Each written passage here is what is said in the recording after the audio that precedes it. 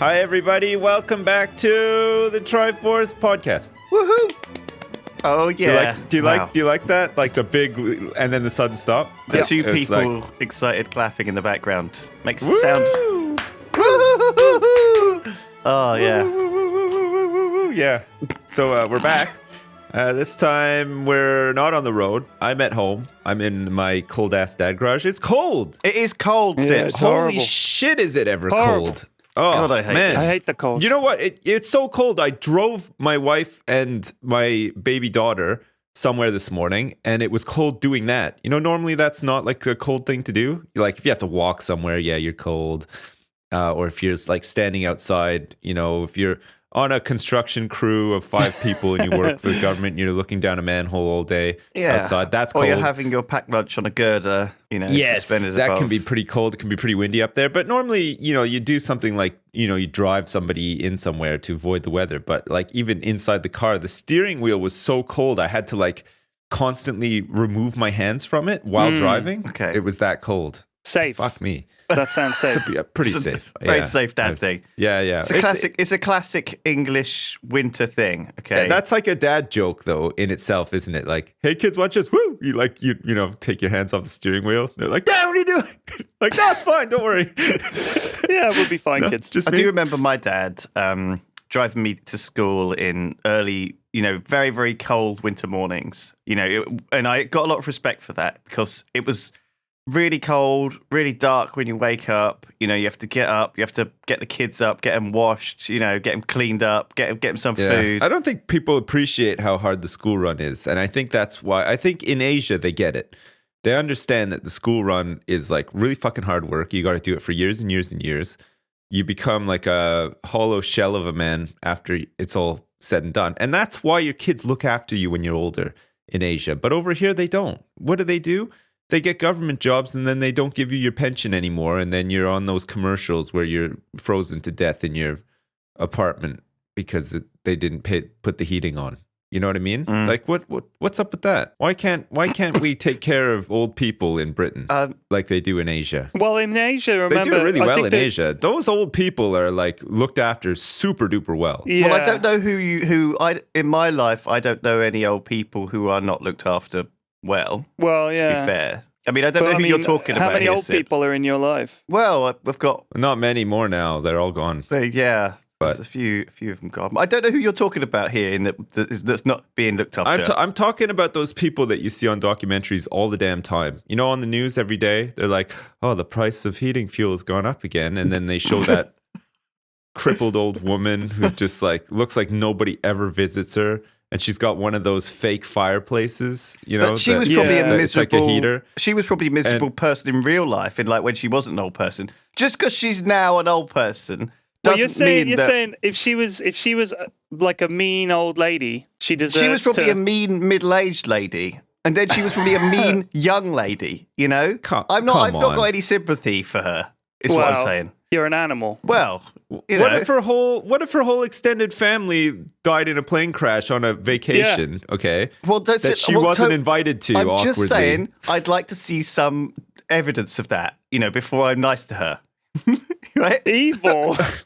Man, Listen, are She's you not the alone person who and needs cold, heat. freezing to death because you're a miserable old bitch, or due to extenuating circumstances? Because I need to know that. man, go stand outside for 10 minutes, okay? And just wear a cardigan, and that's it, and maybe like a blouse. And come back in and tell me how you feel about this old lady. What do you I think mean? you'll feel sorry for her. It's Why cold is she out doing there. it? Has she got no sense at all, standing outside in a cardigan and a blouse No, in 0 no. degree? What? She can't afford to put her heat on. It's as cold inside as it is outside. That's what I'm saying. And she's not moving around. She's too old. She's just sitting in a chair, and she's even colder than you because at least you've like stood up and gone outside. Like, you know, you got your circulation going. Her circulation isn't going. It doesn't go anymore. That's why she's so cold all the man. goddamn Well, we're not time. going to have to worry about this problem much longer by the sounds of it, Sips, if she's got that little going for her. Oh my god! She's not able to move around. Come on. All right, Adolf. Let's not start euthanizing the elderly. What? Oh my goodness. Is that punishment for not being a nice person? Is Okay. that what we're saying now? We're going to kill people? Listen, so Just my because my they- nan is 90. She's the same Right. age as the Queen. And for her whole life, she has very much modelled herself, had the Queen there as this same age, sort of fashion icon, kind of role model. Right. And so she's a very stout, proactive old lady. Did you just call your nan stout? Yeah. She's not, I wouldn't call her, she's certainly not very, but she is one of these people who permanently thinks she should be on a diet, even though she's now 90. I see. And so she's constantly, worried about that, because I guess she has been her whole life. And so it hasn't changed because she's 90. But this Christmas, we made a decision to put her in a home. You got her the Kerry Katona exercise DVD. It's been a very it's been a very gradual process. It's a bit yeah, okay. It's a very gradual process because she was very independent. Wanted to do her own thing. And so we sort of moved her from her bungalow to a smaller sort of flat nearer to us, so we could visit more often. And so we always we always used to take turns. So when I was there, I would visit my nan like a couple of times a week, and then when I moved away, my brother would do it and pop in and stuff. Anyway, it was a very gradual process, and so eventually she found that she wasn't able to go walking out every day, and so we got someone to push her out in the wheelchair. And then she wasn't able to do this, and so we got someone to do this. And then it was a very gradual sort of process, and we were very aware of it the whole time. And now I think her mind is going a little bit as well, and it's very sad to see. And I don't want to make jokes about not caring for the elderly or calling me Hitler or something. You're only joking. Because I think I am very, very consciously aware of this, and it is a big problem in our society. But I think that I don't think we should just have these blanket assumptions where our society is mean to old people. Why can't people like Asia? I don't think Asia have the right. I don't think Asia have the right model necessarily, but I like the Asian model, which is basically you're gonna get your grandparents to move in with you again, kind of thing. That sort of happens. And then it's actually a very, very good thing to have these social things where lots of families live together under the same roof until they accidentally see you naked, and then it's not such a good thing. Because I don't know, there's a line, isn't there? Right. You want to be free in your own house to do whatever you want. So then again, sometimes you don't want to get undressed in the bathroom to take a shower. Sometimes you want to get undressed outside of the bathroom and then walk your naked ass into the bathroom to take a shower. And my nan has seen me naked living with you loads of times, though. I mean, your parents have too, right? Up until the age of about sort of, I don't know, maybe like 13. I was just naked all the time. What? No, I was going to say maybe the cutoff was like 5 or so, like 13. Like my grandma did not see me naked when I was 13. I can guarantee. Well, okay, not did naked. Did you still need help wiping your bum and stuff when you were 13? Is that not fully nude? But right. She saw my balls, but not my dick. They were just hanging out of my shorts, but she didn't see my dick, so it's fine. The thing is, like, culturally, in a lot of Asian countries, it's different about the sort of looking after the elderly. I'll give you an example. Okay, when I went to Bali on my honeymoon about 17 years ago now, I guess it would have been. Oh shit! Actually, it was 16 years ago. Yeah, it is. But we were there. People. It is. We were there the year before there for the hot weather. They don't have to wear the cardigans or anything. It's just free warm. heating. But you have to look after your parents if you're the youngest child, right? You're the youngest child. You got to look after the parents, and they name their kids like in order that they were born. So if you're the firstborn, your name will generally be number 1, Putu, Putu or Gede or Wayan. Like these are the kind of names. And then the secondborn kid has a couple of names that they can choose from. So number 2. Which order they're in. Exactly. So our guide for the 2 weeks we were there, we had a guide who he would meet us at the hotel and we'd get in his van and him and the driver would drive us around and he'd tell us all about the island. His name was Putu.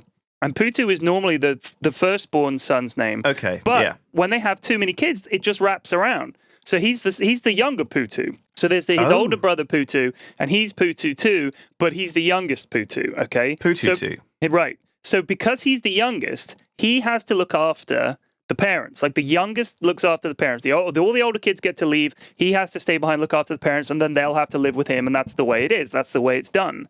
So we don't have any kind of system brothers and sisters just argue with each other about who's going to have to look after mum and dad now they're getting on. And I think it's kind of sad, but they've had to structure it into the fabric of their society. It's a social responsibility. Given the choice, nobody wants their parents living with them. Once they're a grown up and you've got your own place, you don't want your mum and dad moving back in with you. It'd be awful. No, it's like Everybody Loves Raymond all over again. Yeah, you're like, exactly. I know they don't quite live with them, but they're practically too close for comfort. Like you live here with me. I'm Raymond and my wife. Everybody loves Raymond. Raymond, you gotta respect your mom. Yeah, Raymond, he's right. That's the whole show is about how miserable it would be to have your parents around. That's what your life is like in Bali, then, I guess, when your parents live with you. I have Everybody loves Putu. That's what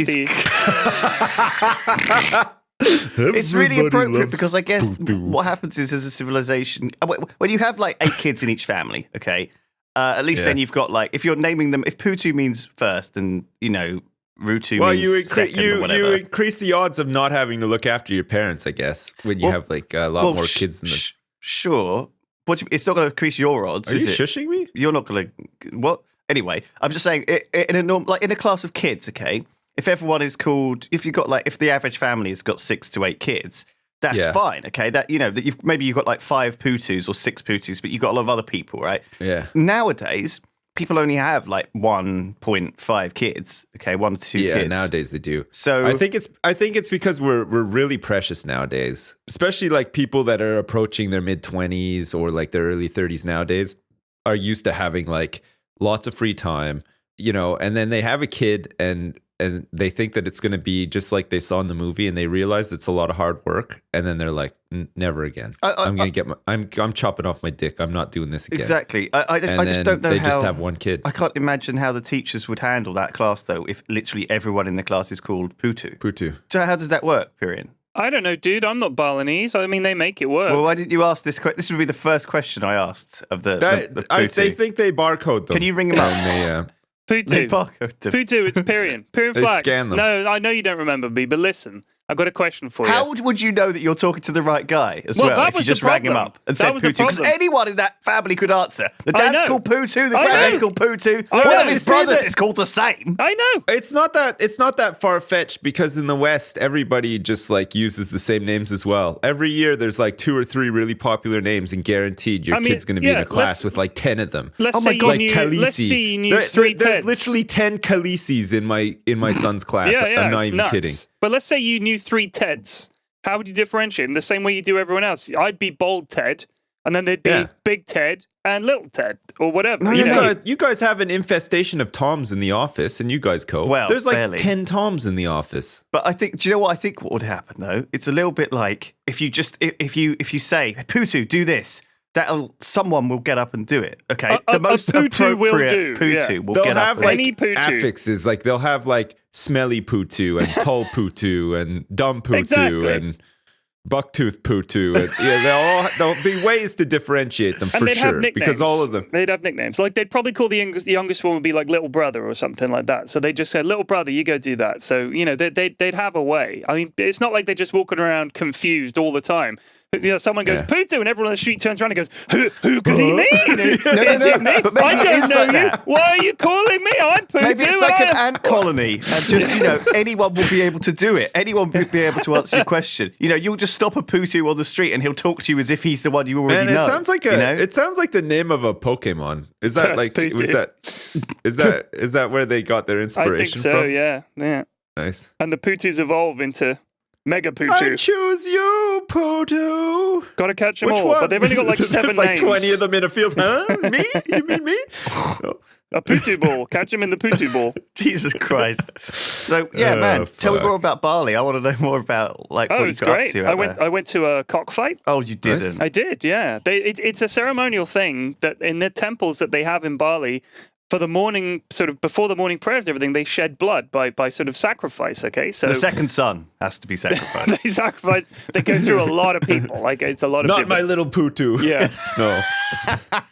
Bloody Putu, they call him. He's always got cuts and things. So they'll kill a chicken or something. So to get around the fact that cockfighting is, illegal in Bali, because, you have to make that kind of stuff illegal. But everybody's like, it doesn't matter. So they just kill a chicken by cockfight. Like, so they're still technically, it's a blood sacrifice. So they make out like it's a religious thing. So we're driving past this temple and there's all these guys shouting and waving and holding chickens. And I said to Putu, stop the van. I want to see a cockfight here before I go back. He's like, okay, but I'm really against it. And I was like, yeah, fair enough. But I just want to see one. Just once, I want to see what's up. I've never been to one. Oh, God. And these guys look like they're having a great time. So I just love to see it. He was like, okay, I'll take you to the cockfight. So we go into the temple and there's all these guys. I'm like the only foreigner there. They all look at me for like 2 seconds and then they're back to looking at the cockfight.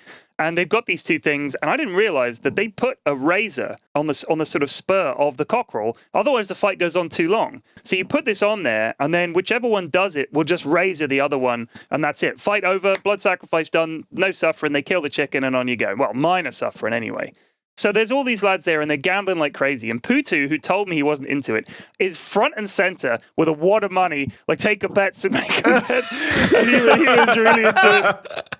And he says to me, which one's going to win? And they think because I'm like this foreign outsider, I'll pick the lucky chicken. So I was like, I think that one's going to win. And the betting was changing based on my prediction because they were all like, oh yeah, get in on the foreigner's bet. I want in on this. That's going to be lucky sort of thing. So they're all betting and the betting's exchanged. And then the guy's holding up the chickens and everyone's mumbling like this. And then he holds up the other one. And then they poke them at each other. They're holding them tight and they're jabbing them at each other to get them all riled up. And then they throw them into the middle of this sort of little dusty ring and they just go at it. And it's over in like 2 seconds. One of the cockerels raises the other one in the throat. Job done. They hold up the winning cockerel. He gets taken off to have sex with all the chickens he wants. And they wring the neck of the other one and job done. And on we went.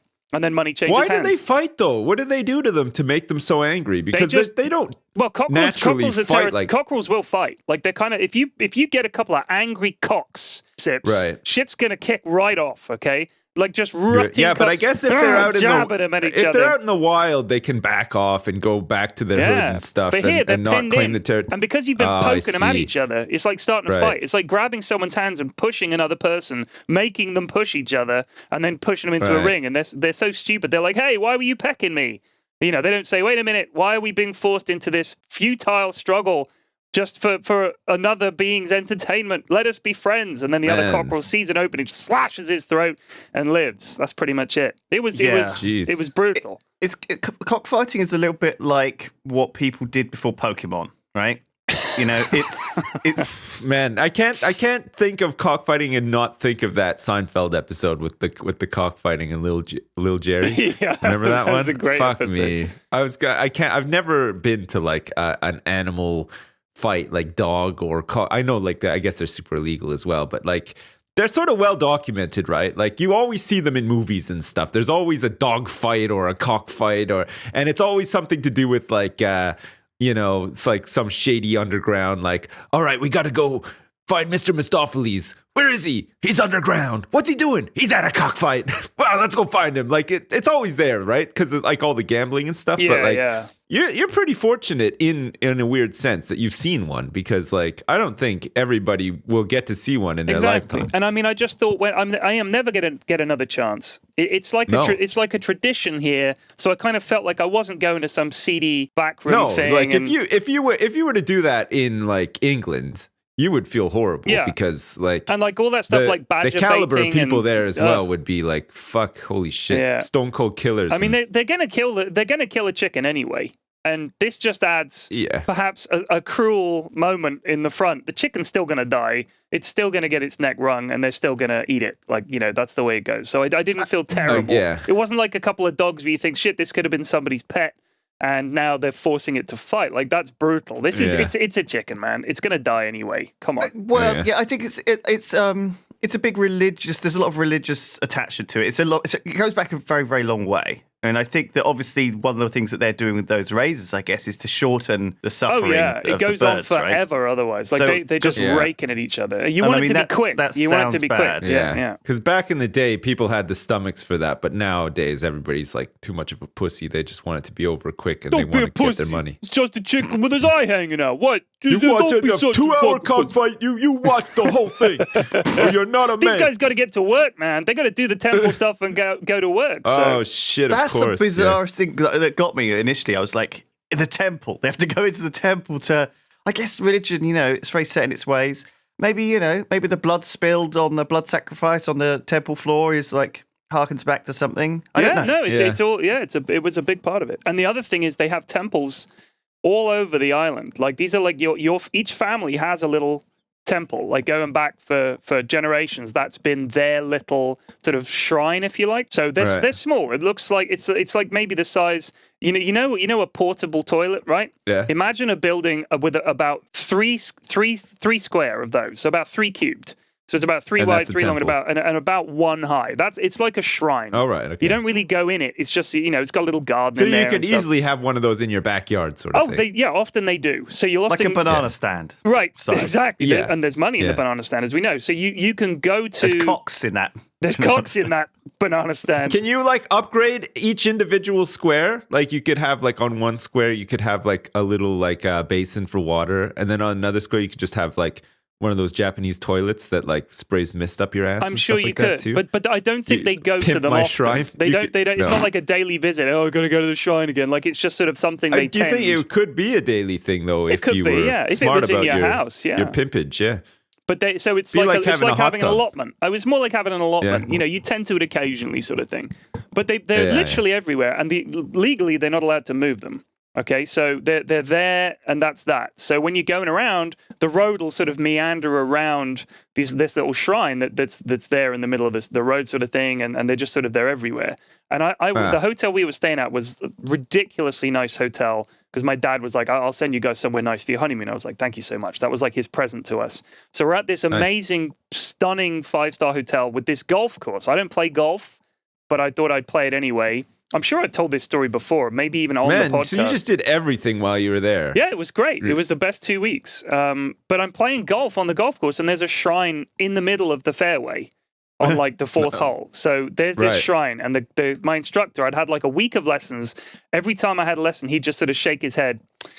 We'll try again tomorrow, like that. Like I just couldn't get the hang of it. I was terrible. I was really stiff, and I didn't get the hang of the swing. And I was just like hacking at this ball. It's all in the hips. You got to like move your hips. It's kind of loose, And I didn't get that. And his English was very halting. So he couldn't really tell me what was going wrong, but he knew to say very bad, very, very bad, like that. But that's pretty much Putu disappointed with you. Putu swing hips. Putu hates you. Putu hate your swing. I was like, okay, I get it. So we're Go out there inside, on the fairway. and Putu will give you massage. This is different Putu, not me. This is Lady Putu. God. Don't be afraid. So I'm on the fairway, and I'm ready to drive, and he says to me, "Don't hit the shrine." It's like, okay. He says, "Do not hit the shrine. We'll get in big trouble." I was like, okay. So my God, it's like putting a ball through your neighbour's window. Exactly. So what do you think I did? I sliced this thing. And it hit the shrine. Pins off the shrine. This chunk of masonry falls off the wall. A mini nuclear detonation. It was terrifying. Small mushroom cloud on the fairway. I just sort of like when you hunch your shoulders, like you're sort of like that, And I look at presumably Putu, and I can't remember his name, and he sort of looks at me and he's making the same expression, and the girl on the golf cart is making the same expression. So we all hop in the golf cart and zoom to the next hole. He's just like, just play on. The door to the shrine opens up, and like 2 chickens and like 2 men come running out. Oh man, it was rough. Like it was just unbelievable. It was absolutely unbelievable. But we just went to the next hole. Man. But the girl that drove the golf cart was also responsible for going and fetching the golf balls that I would slice into the undergrowth. And she did it like, she was unbelievable. Like I would slice this thing into what looked like a jungle, and she'd just leap off the golf cart and sprint in there full pace, and she'd have the ball in like 2 seconds. And at the end, the guy said to me, because you tip everybody in Bali if you're a foreigner, because they all earn so little, right? And I said to him, how much should I tip her? Because she worked really hard. He said, "Oh, don't give her much. She's just a golf cart girl."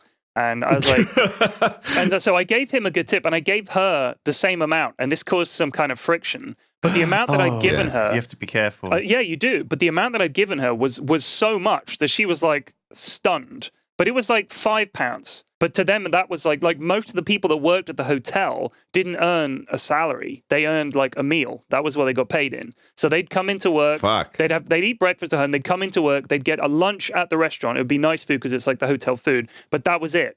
And then in the evening they were off. But they worked like 18-hour days for no actual money, just food. So that's saving the family some money, and she's out of the house, I guess, and tips is what they live on. So they're at the hotel. They don't get paid by the hotel because the hotel's like, what? We're feeding you and you get tips from all these rich foreigners. What more do you want? It's shocking.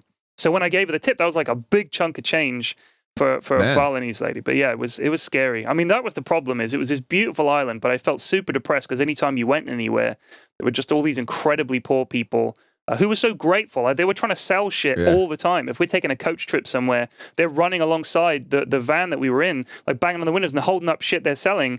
And this guy's got like this beautifully carved mahogany sort of little sort of snake thing he's trying to sell. This other guy's trying to sell some sort of wooden kitchen implements. And this other guy, swear to God, he's carrying this full-size grandfather clock that he's carved out of a tree.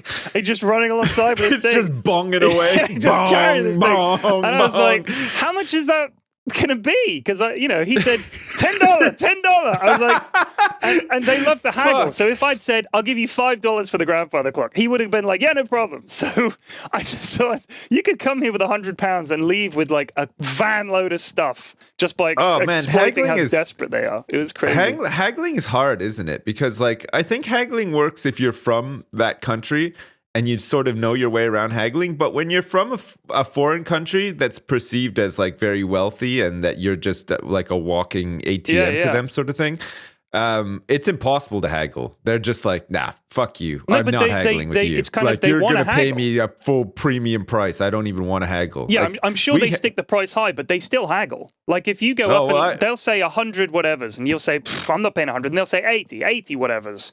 And you'll say, geez, 80, come on, I'll give you 60. And I realize I'm haggling over 5p. Like that's how much it is to me. But they're doing it, and I'm doing it, and you realize you're haggling over literally pocket change. Like I tried to haggle with an Egyptian taxi driver one time, and he was just not having it. I was like, I was ready for it too. I was like, oh fuck, okay, here we go. Now we're gonna haggle. And he's like, 20 pounds. It was like Egyptian pounds. Right. 20 pounds. I was like, no, come on, 90. He's like 20. Like, well, how about 18? 20 pounds. He was just not fucking having it. He was so mad. Shit. He was so fucking grouchy as well. And I was like, all right, fine. Let's get out of here. 20 pounds. Just like ran out. I don't even know where we just got out in the middle of nowhere as well. Fucking place like Egypt was. I went on a similar trip to Egypt. It was like it wasn't like a honeymoon or anything like that though. It was just a trip for the sake of a trip sort of thing. And like, I don't know if Bali's like this, but you know, we got a 5-star hotel and we thought, fuck, it's going to be amazing. It wasn't like that amazing. Like a 5-star hotel in Egypt is just like not great. Like they need like a higher star rating or something for the better hotels because like 5 stars just wasn't enough. Everything just sounded like it was going to be so much better than it was. And like we were just like it was just like disappointment after disappointment. And then when we left, we were like, oh, fuck. That's a shame. I didn't like Egypt, and I never want to come back. It was, oh god, it was. The art of haggling, though, is it's much easier to haggle when you don't want something, right? It's like someone comes up to you, you're at a place like browsing around, they say, carpet, £100, and you say, well, like, fuck you, I wouldn't, I don't want a carpet, and then I go £80. No, I don't want it. 60. No, I don't want any carpet. 50. It's like, okay, fine. Do you know what?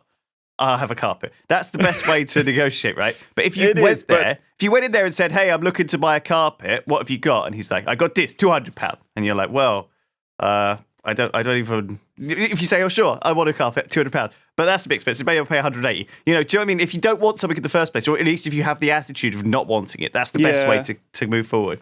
If you go out with the intention, they see you, they clock you. It's all about body language. It's about doing it. This is their thing that they've done day in, day out for like 50 years. They could read you. They try to sell so much crap though. Like I remember when we went around Europe, we took trains around Europe and just like for 2 weeks just took trains and tried to like visit all like the major cities. Did you give them back? Hey, no. Anyway, so we went around and every train station is littered with people who are clearly on massive amounts of drugs all the time, like real down and outs and stuff, and people trying to sell stuff like. But not a guy with a hand carved grandfather clock. Like they buy really cheap shit, like dancing Mickey Mouses. Those like wiry things that dance when music plays somehow. But they're cheap as anything, and you just saw them everywhere. Like there's always like a guy standing outside the train station with like a bed sheet on the ground, and it was just covered in these dancing fucking Mickey Mouses and stuff. And then occasionally you'd have like. Like in Paris, they'd have people selling like all these, like, they looked like they were made of pewter, but they weren't. They were just plastic with like gold paint on them, Eiffel Towers and shit like that. But when we were in, I think it was Rome or it might have been Venice, there's this one street we went down and it was just full of these people selling these, and like the Mickey Mouses were there, of course, but like, all these like souvenirs and stuff. So this is all like laid out on the ground, like on a bed sheet or like on a pillowcase or something. And these guys just standing around listening to music, trying to sell this stuff. And so we're going through and then we come across this guy and he's got this sheet down and he's like, the stuff he was selling was just somebody's purse and the contents of that purse that he stole. Clearly, it was like one purse, and then there was like a lipstick and like a little mirror, and it was just like it wasn't even like duplicates of anything. It was all just you can just tell he just snatched this purse and he was just trying to sell everything inside it. Fuck, it was so weird. It was pretty funny, yeah. All right, I got a complete change of subject here. This was something that really, really made me laugh this morning, okay? I'm on the way back from dropping the kids at school, and it's recycling day around here on a Thursday, and so everybody's put out their recycling. Something has fallen out of one of the recycling bins, and it's a piece of junk mail. I can tell straight away because I got the same piece of junk mail. It's like something from Barclaycard. It was for Mrs. F. It was just like their usual mass billing thing that they do. That not billing thing. It's just a mail out that just says, "Hey, you can get a credit card now with the incredible rate of 1,000 APR. Sign up here." Like you could see the branding was the same logo on the front, same little word, and I could see it and everything. But written on the front of the envelope was, "Stop moving my letters." Right? Was written there, like scrawled there in biro. And I realized like this had been written because someone in this person's house was moving their letters around. And they'd seen this letter wherever they leave their post. Like most people, when the post comes in, they've got like a little table or they tuck it in. Like there's a place where you put the post so it's not just on the mat next to the front door. Right. And they'd obviously been, someone in their house that they were living with was moving their letters. Now, or maybe it was like a house like that converted into flats or something. Well, no, but these are all flats. So this bit along here is all flat. They're not me, but like our house is all our road is all terraced houses. But the other part, sort of next to our road that I walk past, it's ex-council flats that are now just flats, right? So this is someone living in the house, and whoever they're living with, their family or their housemate or whatever, has been moving their letters. Their nan. It's actually your nan, isn't it? It's your house. It's my nan, obviously. It is not. I want to stop that right there. This is not me, okay? I do not care about who moves my, quote, letters. I do not move anyone's letters. I do not. It was not me. You have like, there's, where the letters go, you've like drawn a square and they have to fit in there perfectly. A dotted line and the letters go in there, exactly. But what I liked about it was... Was this very angrily written? Very, like scratched, really scratched. So... First of all, whoever's writing it, I like the idea that their letters have to be in this place, not in the other place. Okay, and they've obviously re-put the letters where they were, and they've written on the top one, "Stop moving my letters." Not good enough. For the next person, like whoever it is that's moving them is going to come to move them, are going to be like, "Whoa," and see that note, which I thought was really funny that they didn't just say to them, "Can you stop moving my letters?" They've had to really angrily write, "Stop moving my letters." Second that's a very British thing as well, isn't it? But second of all, nobody gets letters anymore. It's all junk mail or a bill. That's it. So I also like the idea that this person sits there with their letters. My correspondence has arrived. And they sit in their armchair. In Peru. And they open it up. Barclaycard. Yes, I'm on very good terms with Barclaycard. They write to me often. Thank goodness this letter wasn't moved, or I would have missed this important missive from Barclaycard. Let's see what I would do if somebody had moved my letters. I would never have known about this fabulous offer, but with a short time of availability. How would I know that you can get 10% off a greasy pizza from the local established pizzament? Pizzament. For only the next 14 days. Pizzeria. This cab firm has been in contact with me before. I believe I shall do business with this local cab firm. They also run a car to Heathrow, did you know? I would not have known that had someone moved my letters. I don't know, but maybe, listen, some people just have very spidery, angry-looking handwriting. Because people don't write very often these days. So maybe it was just... You could tell a lot by handwriting. Blood. Like, you know... Yeah, they'd written in blood. You know, remember when you used to exchange notes with girls in school, and girls always had really upbeat, bubbly writing? Yes. Like, you know, like with big circles on the eyes and stuff like that. Yeah. And it would always be like, oh man, I can't believe, like, I can't even remember what she looks like, but I bet she's pretty hot based on this handwriting. Yeah, it's all boobs and butts, all of their lettering. Yeah, right? yeah. It's like really curvy lettering and stuff. Yeah. And then me, it's like all... Just it looked like a 3-year-old with a crayon, crayoning. Yeah. My handwriting doesn't reveal much about me except that I'm a dumbass. Like, yeah, that's same. People look at my handwriting like I have to write in the reading record. So when my kids come home from school with reading books, we read them and then I write in the little record book what books they read and how they did, so the teacher can keep tabs on how their reading's going and whether they should move them up a group or down a group or whatever. And I've realized now that the teacher must look at my handwriting and think, such a shame that their father is mentally backwards because... Oh, man. So my wife does all that. Her handwriting, I'm not even joking, is like fucking amazing. It's like reading a printout, like from a computer. Mine it's is like terrible. So clear and perfect. And then mine just looks fucking awful. Like it's offensive. It's so bad. For me, like, I guess... Because I grew up having access to a word processor and a computer and typing stuff. Fancy. Look at Mr. Fancy I grew up here. in a word processor household, so I am a privileged upbringing. It was at the time that was pretty unusual, right? I only had that. It was like a BBC computer, and the only reason we had that was because my dad did accounting on it. It was expensive to buy that kind of stuff. Did they have QuickBooks back then? Was it like a big deal? Like, I have to take a week off work to do my accounts. I don't think these computers he only had, he didn't actually do accounting on them. He just used it to send out posh-looking letters. And it was like almost like an expensive typewriter kind of thing. Yeah. Nice. I sort of only half learned joined-up writing. Okay, so my writing's not very good either, but I kind of obviously got about halfway through learning joined-up writing when someone said, don't bother, no one's going to need to write anymore. And so...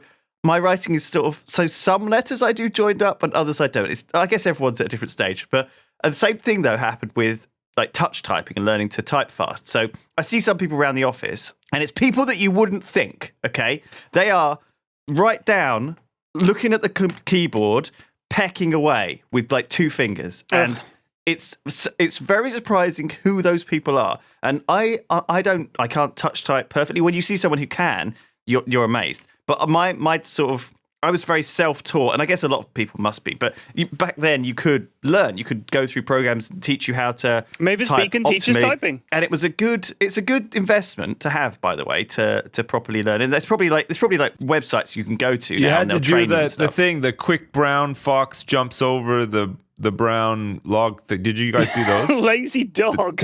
Yeah. Lazy dog. That's the thing they used to show all of the letters on the the quick brown fox jumped over the brown fox. I'm pretty sure. 2 cockerels enter the shrine, and the man hits the golf ball, and Putu gives him a rub down. I don't know what's going on.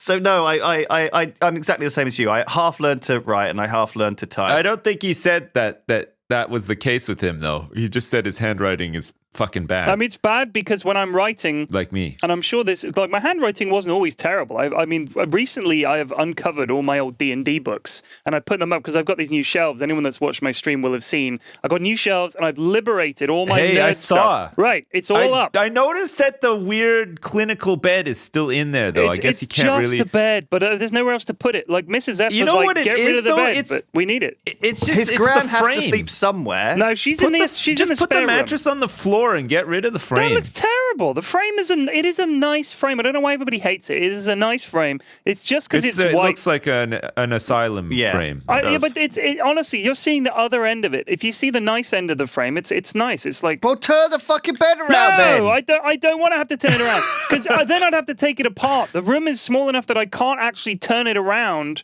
Like, sucks, you know what I mean? yeah. So it's like, this is the way it is. I built it this way. It's going this way. It's fine. It's fine. So anyway. Is the room too small or is the room bed what? too big? Both. That's a good question. What size bed is it? Just to give us a it's just a single bed. idea of. It's just a single bed. Oh, right. But I've realized that the width of the room is a single bed plus maybe 2 feet.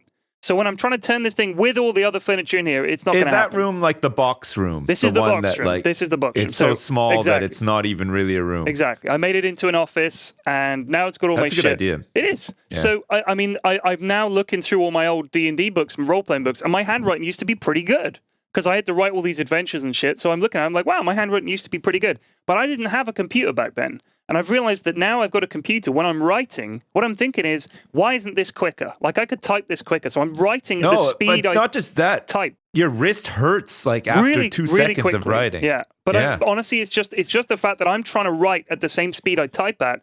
And it's just so slow and laborious. I just get bored of making the letters look like letters and they just turn into squiggles. Yeah. It's a shame. I see. It's a That's real where problem. shorthand and stuff like that comes in, though. Yeah. Listen, just to change the subject again, I know that we don't talk about video games on this podcast much because it leads to depressing chats. But I don't normally play horror games because I don't like them.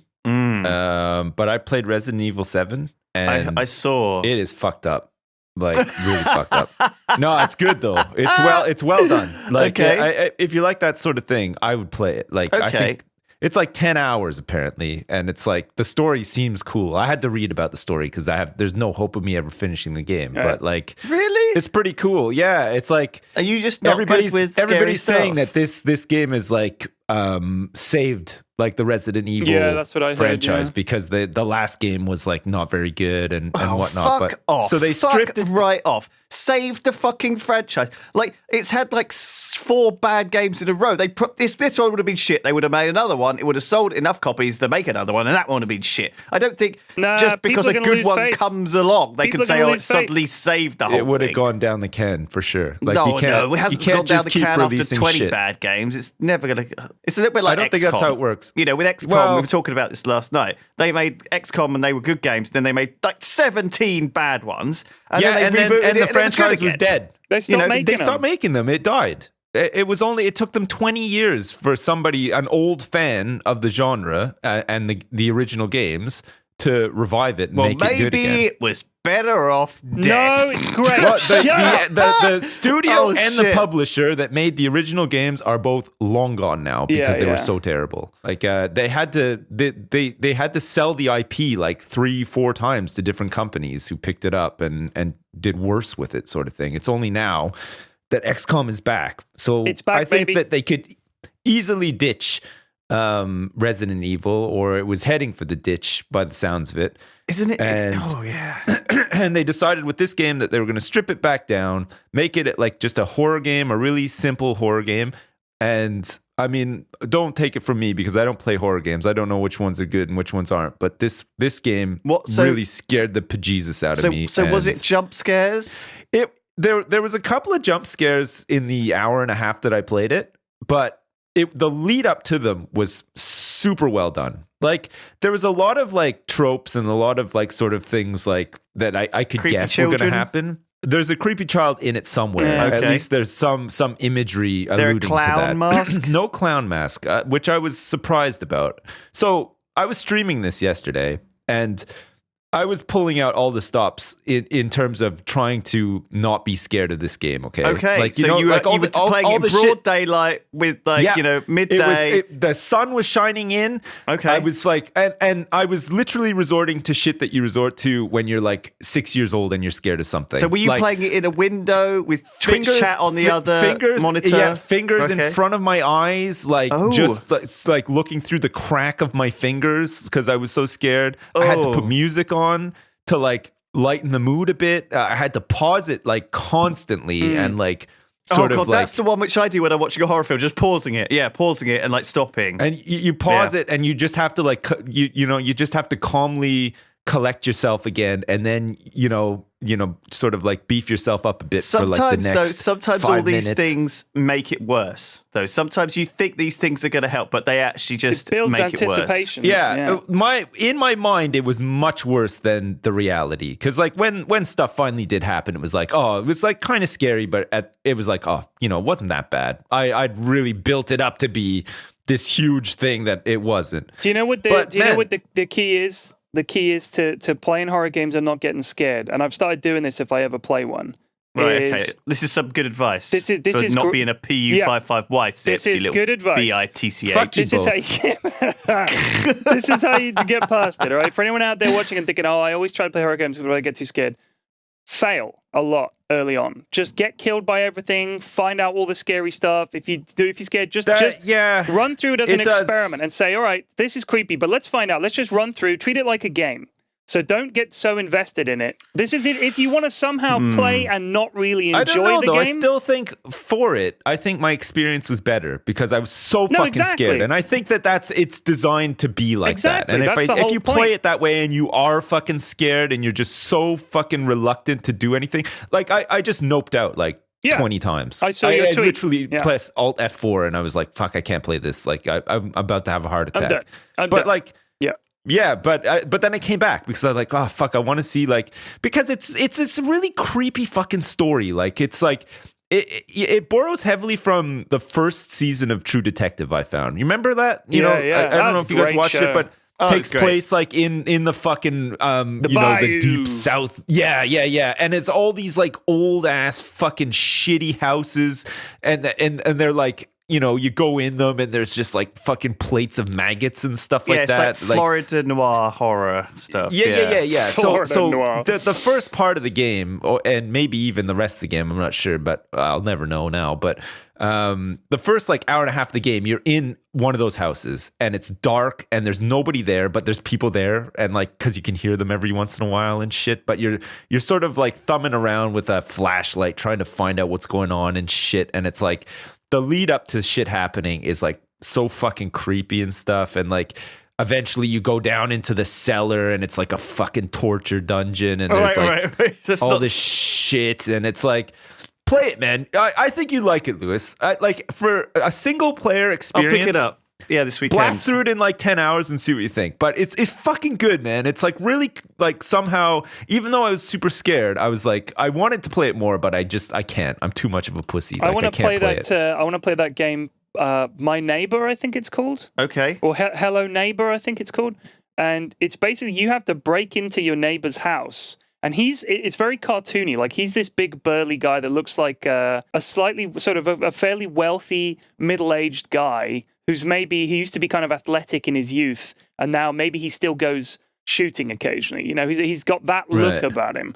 He chases you around. You got to try and hide from him. So it's like a stealth game, but you have to run from him. You can barricade stuff, and sometimes he will do stuff to try and trap you. So he will barricade doors. And you can take out light bulbs to sort of hide in the dark and stuff. If you watch some videos of it, it looks absolutely petrifying. So it's coming out in summer. It says, Hello Neighbor is a stealth horror game about sneaking into your neighbor's house and figuring out what he's hiding in the basement. Right. However, he is an advanced AI who learns from your actions, so you have to try and outsmart him. So another thing that apparently is like a big thing that you can do with Resident Evil 7 is you can play it in VR. Oh, fuck that. Fuck that. Like, there's no fucking way. I made it 1 minute into the VR horror demo where you're just walking around a creepy house and then something jumps out at you. 1 minute. All right. I started. No fucking I'm way. walking down the hallway. A picture falls off the wall. I took off the headset. I was like, I'm done. That's it. And they were like, this was the demo. I startle really fucking easily too. Yeah. Like if I'm outside walking and a horn honks, that'll startle me. Same. I'll be like, "Whoa!" You like so like fucking jump scares. I'm hopeless. Yeah, it's like awful. I can't do it. Honestly, like people have got so good at making these games and making these films where they really just hone in on what makes you scared, what makes a human like terrified. That when it comes to doing it for VR, I feel like it's like easy mode all again. You know, it's like if we apply these things that we know work well on just a 2D thing, now put it into like a much more immersive environment. And oh my God, some people absolutely worship these horror things though. Like Hannah loves the like the adrenaline stuff that comes from getting a bit scared. You know, and so she's like a big aficionado, plays all the horror games, watches all the horror films, just can't get enough of it. I hate it. I honestly hate it too, hate it. yeah. It's I really think not it's like for an me. adrenaline junkie thing, maybe. It's like a little bit like doing skydiving or something. I mean, if that's the case, just go fucking skydiving. Yeah. Like, don't that's pretty watch scary, like some right? weird fucking debasing horror movie. Like, it's awful. Like even in the game, like the shit that, like, you fight this. Well, I don't want to spoil it in case you guys play it, but like it's fucking gruesome, man. Like some really gory shit happens, and it's like, Jesus Christ! Like there's different levels of horror of hit horror. Like there's obviously you can sometimes have a film that's all psychological horror, and you never even see the kind of the creepy. There's never any gore. Like and when other a ones stranger are just calls gore back, fest. like a suspense one. Do you remember that movie When a Stranger Calls Back? Do you remember watching that when you were like smaller? Or I don't remember. I've never like in your teens or whatever. I went to a sleepover party, okay, like when I was like 10, okay, like it was a birthday thing, and the big thing was you always had to rent like a horror movie. Right. But when a stranger calls back, you couldn't rent something too gory. So I've never heard of this movie. You, right? But this is obviously something from your childhood. It's an hour and a half long, 1993, made for TV psychological horror film. Yeah. Okay. A sequel to the 1979 When a Stranger Calls. So When a Stranger Calls Back was the follow-up. Yeah. And the whole movie is a woman alone in a house, okay? And it's like there's like a fucking thunderstorm outside, of course, like this spooky night. This person keeps phoning. And at first, it's like he phones up and he's like, "Oh, hey, I live a couple doors down and I'm I'm on my own or whatever. Is Jenny around or something?" Like, no, Jenny's not here. I'm babysitting and blah, blah, blah, blah. And it starts off all nice and stuff. And then it just progressively gets creepier and creepier. And he's like, "I'm in your house now." And she's like, "Stop phoning him. What the fuck?" And everything. And it's this huge suspense trip. And it is like this psychological thing, and slasher. The whole time yeah. And it's one of these ones where you're just like the whole time you're just like, "I can't look. I don't want to pause it. I need to go to the bathroom." And you're just trying to like not wimp out, and like you're in a room with like all these other guys that you're having a sleepover with, and some of them are just like, "No, fuck, this fucking movie sucks. Let's go smoke or something." You're like, jeez, oh god, what am I gonna do? It's like, oh fuck me, yeah. Like suspense and horror and stuff is just like not for me at all. I can't do it. Oh, it's too much. Oh, it's really interesting.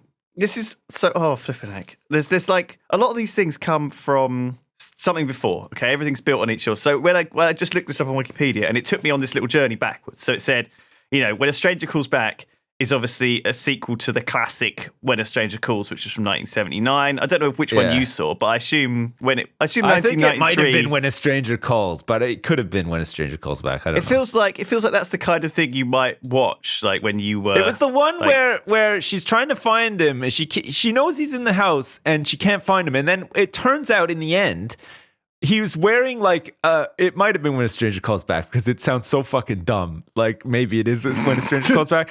He's wearing like a fucking bodysuit with like bricks painted onto it so that he can blend in with the brick wall. Okay. That's so stupid. And that's the thing at the end. And it's like, oh fuck, the whole time he was in the house. He was phoning. He was phoning from within the house, and he was camouflaging with the brick wall. That sounds ridiculous. Yeah. But you know, it's like whatever. I love that. So that was inspired by the classic folk legend of the babysitter and the man upstairs. Phone calls coming from inside the house. That's what the operator says. The first time I heard that story, it scared the shit out of me. I would have been about 11 or 12 years old. And my friend and I were reading, he had this book of scary stories, and we were reading it together, and we were sort of reading it, and we just sat there next to each other, like in his room. We're just reading the book together. And you could tell we were reading at the same speed because we both got to the final, like the reveal, and we both went white as a sheet. Like we were both petrified by this story. Yeah. And it was like we both sort of looked at each other with this look of utter terror.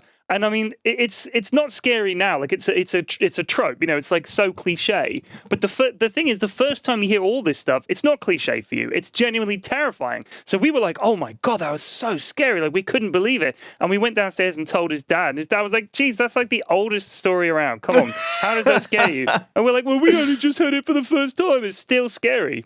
So, yeah. Man, similarly, I remember being in my friend's basement, okay? I was sleeping at his house, and we were watching Jerry Springer at like 2 a.m, okay? And we're just sitting there watching it, and, you know, it was like talking about like this, you know, this lover's tiff or whatever, and this girl Cindy comes on. Woo, Cindy! And she's all like, oh, you know, like, we dated a couple of times, and he said this and that, and they're like trying to work it out or whatever. And like Cindy came out, and we're like, holy shit, Cindy's pretty good looking. And so we're watching this, and then Springer comes out, and he's like, all right, everybody, but there's a twist to this. And you're like, all right, Jerry, what's the twist? And you're like, well, what Gary doesn't know is that Cindy is actually a man. Ooh, and it was that moment. It was the same moment you just described. Me and my friend both like turned our heads, looked at each other, both white as a sheet. We're like, what? This is possible? Like, bearing in mind, this is like 1990. Yeah, it was like, new then. Like the first time they did the Cindy's actually a dude, it blew everybody's mind. Cindy is a man? How the fuck she looks so much like a woman? Like, is this what we have to look forward to in our adulthoods? Like, we're not going to know and stuff? Like, we were so fucking scared. It was, like, unbelievable. About the dumbest fucking thing. Like, we were kids, right? Yeah, so, but it was just, like, I'll never forget that moment. Like, we've just... You were there was just, like, with Putu. It was just this... Putu couldn't believe it. Man, we were just... You mean could not believe is it. Puti? What is going on? What? Putina. Yeah. Oh, jeez. All right. Me. We got a bodega? Anyway. We do. It's an interesting one this week. It's very, very different to the other ones, but are you ready? Is it? Yeah. I don't know quite how to pronounce this. It's Spanish for 12. So is it doce or doce? I can't remember anyway. Part 12, let's say it that way. Bodega. Part doce. 0, 1, 1, 0, 0, 1, 1, 0, 1, 0, 1. Droned Kritos Nebish, one of the most surveilled men in the galaxy. He was arguably the best and most prolific computer hacker in the galaxy, and for 3 years he'd been under house arrest in his apartment on Snide 4, and for that entire period, even in his sleep, he'd been emitting a string of binary digits. Investigator Putu knew this, because for those 3 years she'd been watching Nebish on a small monitor in a tiny, cramped, hateful surveillance truck jammed up against her large, sweaty, hateful tech assistants. Anything today, she asked, wheezing on a vape and sipping a scoffy. Nah, said the tech guy. Even in those 3 years, she hadn't spoken with the tech guys other than in a professional capacity. She just sat there fiddling with her phone, waiting for Nebish to do something, to give himself away somehow, to slip up. He hadn't. The binary was, presumably, Nebish's way of flarving with the feds. As soon as his trial at the Supreme Court of Snide had ended the way it had, in a legal deadlock, he was doomed. Any trial on Snide was essentially a life sentence, thanks to the insanity of their judiciary. 90% of the beings on Snide were lawyers, or worked for lawyers. The other 10% were cops or judges. Every other need and function was handled by robot. Everything was automated. Except, by law, the law. As a result, the planet's entire economy was structured around lawsuits. And naturally, Putu was being sued by both of her tech assistants, and she in turn was countersuing them. The cases would never see a courtroom, thanks to the decades-long backlog. However, since the economy of Putu depended on people's possible lawsuit settlements, this was fine. She could get a mortgage using her lawsuit as collateral. Her bank would naturally sue her in return, but this was all part of the arrangement. 0, 1, 1, 1, 0, 0, 1, 1, 0, 0, 1, 1, 0. For the first few weeks, the surveillance team had worked around the clock to figure out what the binary code meant. Sometimes it turned out to be a recipe for soup, Other times it was just a string of prime numbers. Once it was the transcript for the entire 12-season run of How I Sued Your Mother, a popular sitcom starring, of course, robots. After they realized he was messing with them, they stopped trying to work out what the code was and just recorded it. Years worth of ones and zeros, and none of it meant a thing. Nebish knew that there were hundreds of people watching and listening to his every move. Not just the feds, but every law firm in town was also watching him. He had chosen to defend himself in court, and under Snydian law, this meant he was open to being sued by every law firm that he hadn't hired. Each was entitled to surveil him themselves, and each did. And since his apartment, by nature of his crimes, was a Faraday cage, it was impossible to listen in from a distance. No communication could be made into or out of Nebish's lair except by hardline. Hence why the outside of his apartment was a mass of cables and wires, each leading to a van parked in the melee of vehicles that encircled his dwelling. His apartment itself was isolated, raised up on stilts so that it could be observed from every angle. The interior was a mass of tiny cameras and bugging devices. If Nebish moved, the cameras knew. When he was eating, watching TV, sleeping, taking a crap, it was all being recorded by hundreds of people. Worse still, Nebish was locked in and they were locked out. He'd placed an impenetrable Shrovian force field around the apartment to protect himself from assassins, and the code lock was on the outside, so he could never be coerced into opening it. He was unassailable and uncorruptible. No legal compunction or physical threat could force him to open the force field because it was impossible for him to do so. Similarly, nobody could ever crack the code, so it was impossible to break in. He couldn't signal outside anyway thanks to the Faraday cage. It was a remarkable stalemate. Nothing got in, nothing got out, except for the surveillance footage, and the feds and the lawyers had control of that. As a result of this mess, the Nebish case was the #1 employer on Snide 4. If the case ever ended, it would disrupt the economy so much that it would lead to a runaway recession. Investigator Patar shuddered. Her entire existence and the livelihoods of billions of people involved surveilling a man whose case was so important it couldn't be allowed to end. She picked up her phone and checked the news feed. Nothing of interest. Pork belly futures were up. There was a traffic jam between sectors 18 and 19, and there was going to be a brief scheduled power outage in their area in about 10 minutes' time. Nothing to worry about. The power outage was bang on schedule. Street lights blinked out one by one, then after about a minute, they blinked back on.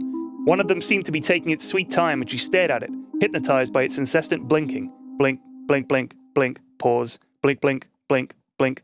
Patar yawned. What a life. She checked the monitors. There was Nebish droning on, 0110110011110. After a few minutes of listening to zeros and ones for the billionth time, she checked her phone. Another scheduled power outage? Geez, what was going on at the power plant? She would sue, but it was all run by robots, and they had no legal status. The lights again went out. Again they flicked back on. Again Patar yawned. Holy flav, said one of the tech guys. Patar heard nothing. For the first time in 3 years, there were no zeros, no ones. Had Nebish died? Was it over? He's gone, said the tech guy. Patar's blood ran cold. Impossible! Impossible! She ran out of the van. In the street, 1,000 other investigators and lawyers, all staring at the apartment. Then up at the sky, as a sleek black vessel soared into the upper atmosphere. She blinked a few times. Her brain and an idea were having a serious fight right now. The tape! Run back the tape! The last 5 minutes, she shouted, diving back into the van. They looked at the footage. Same old Nebish and his binary droning. What's he saying? Run it, she said. The tech guy punched in the numbers and the computer spat something out. Something meaningful this time. Not a recipe, not a sitcom, a 753-character code. It had to be the code to the force field. He was signaling someone, whispered Patar. He knew they were coming. One of the tech guys, starting to tremble, raised his hand. What? Barked Patar. What would be the point of giving out the code? He couldn't have known there was anyone coming. Remember, the Faraday cage. No signal gets in or out except... He paused. Except through us, said Patar. Run the outside footage back, from the power cut. There it was, the blinking of that streetlight. She quickly encoded it to binary. 1 blink for 0, 2 for 1. Run it, she screamed. The code said, Howdy, Pard. Here to bust you out. Breatham shuttle cloaked over your ranch. Need the code, Pard. She began tearing the van apart, ripping up the seats, the monitors, the fabric of the roof. That's where she found a tiny bugging device and a tiny cable that led out into the street. She followed it, pulling it up as she went. It had been glued down to the pavement, tucked into the cracks. It wended its way across the busy road to a shop. Small market. There was a neon sign over the door. It said simply, Bodega. Patar dropped the cable and fell to her knees. Snide 4 was ruined, and the worst and therefore best hacker in the galaxy had just teamed up with one of the most wanted men alive. The end. Oh man. That was really a good one. That was really fucking good. Holy shit. That's some great fucking work setting that up. That was glorious. That was really good. Holy fuck. Hats off. Thank you. It was a magnificent little short. Liked it a lot. Yeah, me too. Man, I was so deeply That was engrossed. one of the best you've done, I think. Really? I didn't think you guys would like it. I thought it was going to be a bit too. I thought that was fucking weird. Perfect. It was so good. Oh, cool. I especially liked the bodega thing at the end. The side I loved that. above the market. Yeah. That was a nice touch. Thank you. That was really good. Oh, shit. Man. That's great. Okay, well, that's all we got time for this week on the Triforce Podcast. Hope you enjoyed it. Yeah. I did. I had a great time. I didn't. Yeah, I did. Thank you to Sips. Thanks. Prune. Yep. And me, of course, Putu. Thank you, Putu. And my name. And Putu. See you next time. Don't move my letters. Bye. Goodbye. Bye.